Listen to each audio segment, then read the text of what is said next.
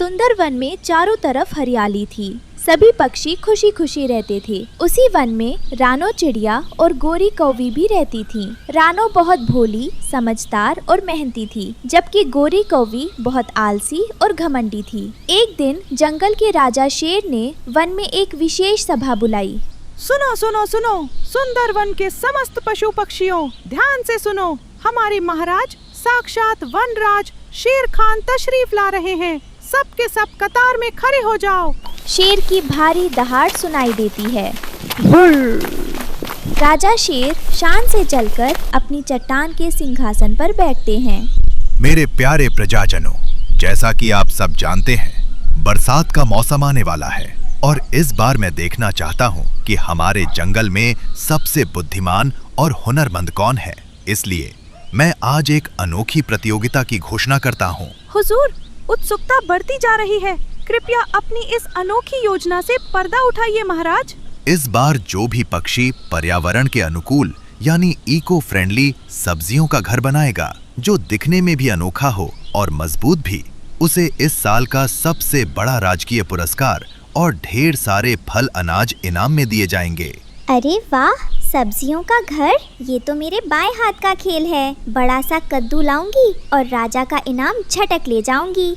महाराज की जय हो। आपका ये विचार बहुत सुंदर है। इससे हमारे पर्यावरण को भी नुकसान नहीं पहुंचेगा। मैं अपनी पूरी मेहनत से एक अच्छा घर बनाने की कोशिश करूंगी। तो ठीक है, प्रतियोगिता का समय आज से ही शुरू होता है। आपके पास सिर्फ 3 दिन है। वनराज का हुक्म आखिरी हुक्म है। रानो चिड़िया ने सोचा कि घर ऐसा होना चाहिए जो सुंदर भी हो और मजबूत भी। वो खेत से एक बड़ी और सख्त लौकी ले आई और मेहनत से उसे अंदर से साफ करने लगी। तभी गोरी कौवी वहाँ से गुजरी। अरे रानो, तुम भी कितनी पागल हो। इतनी धूप में इतनी मेहनत कर रही हो। जरा मुझे देखो, मैं तो चुटकियों में अपना घर बना लूंगी। गोरी बहन, मेहनत से बनाया घर ही हमेशा साथ देता है। तुम भी कोई मजबूत सब्जी ढूंढ लो, बारिश का मौसम आने वाला है। मुझे सिखाने की जरूरत नहीं है। मैं तो ऐसा आलीशान घर बनाऊंगी कि सब देखते रह जाएंगे। गोरी कौवी ने मेहनत से बचने के लिए खेत में पड़ा एक बहुत बड़ा कद्दू चुन लिया। वो कद्दू पहले से ही थोड़ा पका और कमजोर था। गोरी ने उसमें एक बड़ा सा छेद किया और कहा कि उसका घर तैयार है। उसने छत पर अरबी के बड़े बड़े पत्ते रख दिए। गोरी कौवी का घर तो बन गया, लेकिन वो रानो की तरक्की से चलती थी। रानो ने अपने घर को मजबूत करने के लिए छोटे छोटे घिये मिलाकर दीवारें बनाई थी। जब रानो पानी पीने नदी पर गई तो गोरी कौवी चुपके से रानो के घर के पास आई। रानो के घर की ये घिये वाली दीवारें कितनी मजबूत लग रही है। अगर मैं इन्हें चुराकर अपने कद्दू के घर में लगा लूं तो मेरा घर सबसे अच्छा दिखेगा और मुझे राजा से इनाम भी मिलेगा। गोरी कौवी ने रानो के घर से मजबूत घिये चुरा लिए और उन्हें अपने कद्दू पर चिपका दिया। जब रानो वापस आई तो उसने देखा कि उसके घर का एक हिस्सा टूटा हुआ है। रानो रोने लगी। हाय, मेरे घर को किसने तोड़ दिया। मेरी इतनी दिनों की मेहनत खराब हो गई। शाम होने वाली है, अब मैं इसे कैसे ठीक करूंगी। घर टूटने पर रानो रोई जरूर, पर हिम्मत न हारकर उसने पुदीने और हरे बांस से अपना घर पहले से भी ज्यादा मजबूत और खुशबूदार बना लिया, जिसे देख गोरी कौवी उसका मजाक उड़ाने लगी। रानो, तुम्हारा घर तो कबार का ढेर लग रहा है। मेरा घर देखो, कितना चमकीला कद्दू है। राजा साहब इनाम तो मुझे ही देंगे। कोई बात नहीं गोरी बहन, मुझे इनाम नहीं, बस रहने के लिए एक सुरक्षित छत चाहिए। सुनो सुनो, जंगल के सभी पक्षियों, अपने अपने घरों के दरवाजे बंद कर लो। बहुत भयंकर चक्रवाती तूफान आ रहा है। सब अपनी जान बचाओ। बारिश इतनी तेज थी कि गोरी कौवी के कद्दू के घर पर रखे अरबी के पत्ते हवा में उड़ गए। कद्दू में पानी भरने लगा। चूंकि कद्दू पहले से ही कमजोर था, पानी पड़ने से वो गलने लगा और धीरे धीरे पिघल जलने लगा। अरे बाप रे, ये क्या हो रहा है। मेरा सुंदर घर तो बह रहा है। बचाओ, कोई मुझे बचाओ। गोरी कौवी का घर टूट ही रहा था कि तभी जंगल का एक भूखा और डरावना जंगली भालू वहां आ गया। उसे पके हुए कद्दू की खुशबू आई। उसने जोर से कद्दू पर हमला किया और उसे खाने लगा। बचाओ, भालू मेरा घर खा रहा है, मैं कहाँ जाऊँ? मेरा सब कुछ बर्बाद हो गया। गोरी कौवी अपनी जान बचाकर बारिश में भीगती हुई रानो चिड़िया के घर की तरफ भागी। रानो का लौकी और बांस से बना घर तूफान में भी अपनी जगह पर मजबूती से खड़ा था। गोरी ने रानो का दरवाजा खटखटाया। रानो बहन, दरवाजा खोलो, मेरा घर टूट गया, भालू मेरे पीछे पड़ा है, मुझे बचा लो, नहीं तो मैं मर जाऊंगी। रानो चिड़िया चाहती तो मना कर सकती थी, क्योंकि गोरी ने हमेशा उसका मजाक उड़ाया था और उसका घर भी तोड़ा था। उसने तुरंत दरवाजा खोल दिया और गोरी को अंदर खींच लिया। गोरी बहन, तुम अंदर आ जाओ, यहाँ तुम बिल्कुल सुरक्षित हो। लो, ये सूखा कपड़ा लो और खुद को पोंछ लो। रानो, मुझे माफ कर दो, मैंने हमेशा तुमसे दुश्मनी की। तुम्हारे घर से दीवारें भी मैंने ही चुराई थी ताकि मैं जीत सकूं, लेकिन आज मुसीबत में सिर्फ तुम ही मेरे काम आई। गोरी बहन, पुरानी बातें भूल जाओ। विपत्ति के समय एक दूसरे की मदद करना ही हमारा फर्ज है। अब तुम आराम करो। पूरी सभा तालियों से गूंज उठी। गोरी कौवी ने राजा के सामने रानो के पैर छुए और हमेशा के लिए अपना घमंड छोड़ दिया। उस दिन के बाद से गोरी भी आलस छोड़कर रानो के साथ मिलकर मेहनत करने लगी और दोनों पक्के दोस्त बन गए। आलस और दिखावे का नतीजा हमेशा बुरा होता है, जबकि मेहनत और ईमानदारी से किया गया काम हमेशा सुरक्षा देता है। साथ ही मुश्किल समय में अपनों की और दूसरों की मदद करना ही सबसे बड़ा धर्म है।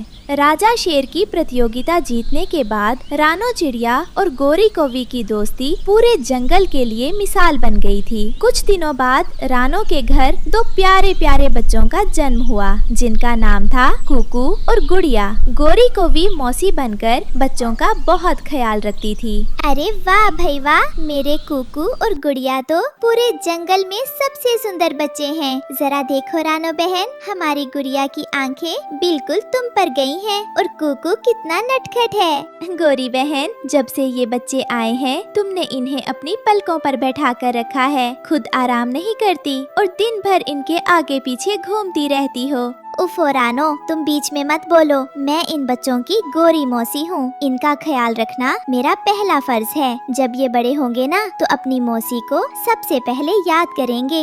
तभी पड़ोस की हरियाली तोती और बंटी कबूतर रानो के घर आते हैं। अरे रानो बहन, बधाई हो, हम तो बस रास्ते से गुजर रहे थे। बच्चों की चींची सुनकर खुद को रोक नहीं पाए। अरे वाह, गोरी बहन तो पूरी तरह बच्चों की सेवा में लगी है। सच कहा मिंटी बहन, कभी ये गोरी कौवी किसी से सीधे मुंह बात नहीं करती थी, और आज देखो रानो के बच्चों को ऐसे संभाल रही है जैसे अपनी जान संभाल रही हो। धन्य है तुम दोनों की दोस्ती। भाई, अब पुरानी बातें भूल भी जाओ। रानो सिर्फ सिरी सहेली नहीं, मेरी बहन है, और कुकू गुड़िया तो मेरे कलेजे के टुकड़े हैं। अगर कोई इनकी तरफ आंख उठाकर भी देखेगा तो ये गोरी कौवी उसकी आंखें निकाल लेगी।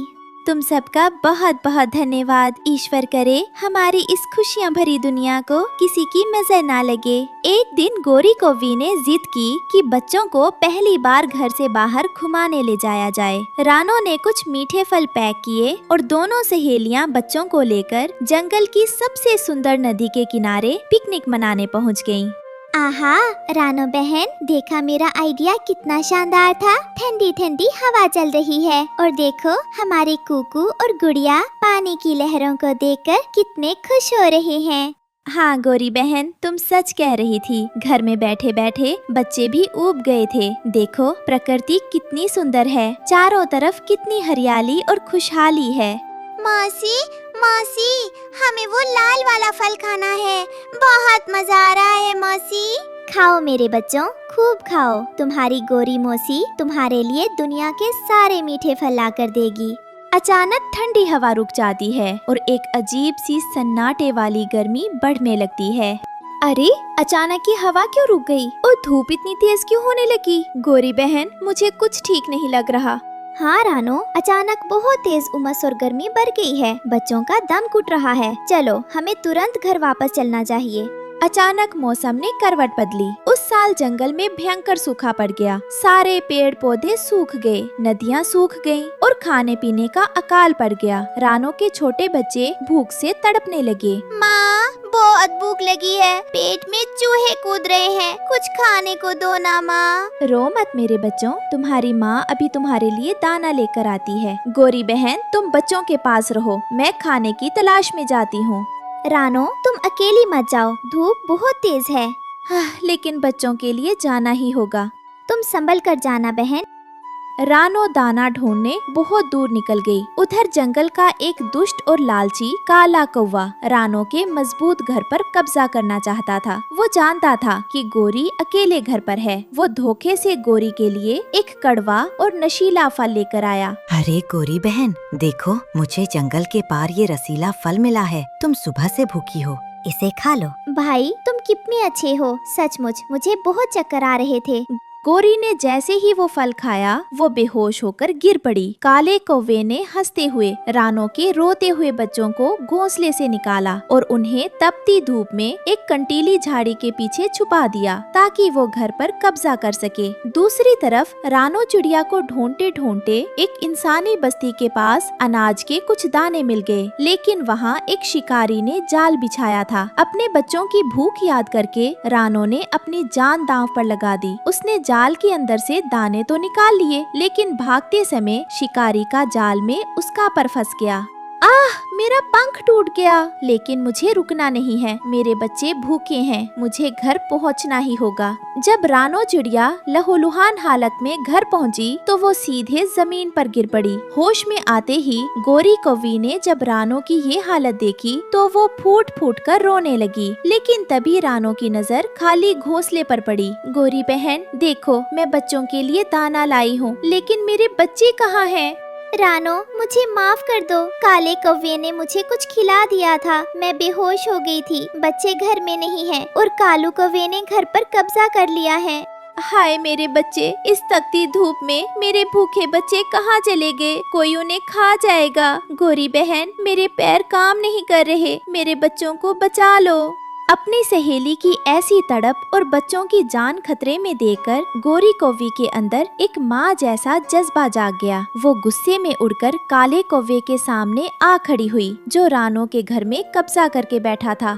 दुष्ट कौवे, मेरे बच्चों को कहाँ छुपाया है तूने? सच बता, नहीं तो आज मैं अपनी जान दे दूंगी, पर तुझे जिंदा नहीं छोड़ूंगी। अरे अरे गोरी, शांत हो जाओ। मैंने बच्चों को मार डाला नहीं है, वो सामने वाली कंटीली झाड़ी के पीछे हैं। गोरी कौवी ने काले कौवे को अपनी चोंच से मार मार कर जंगल से भगा दिया। वो तुरंत झाड़ियों के पास गई। कुकू और गुड़िया धूप से झुलस रहे थे। गोरी ने अपने दोनों पंखों फैलाकर बच्चों पर छांव की और उन्हें अपनी पीठ पर बैठाकर घर ले आई। गोरी बच्चों को लेकर घर लौटी और रानो की झोली में डाल दिया। बच्चे अपनी घायल माँ से लिपट गए। रानो ने कांपते हाथों से चोंच का दाना बच्चों को खिलाया।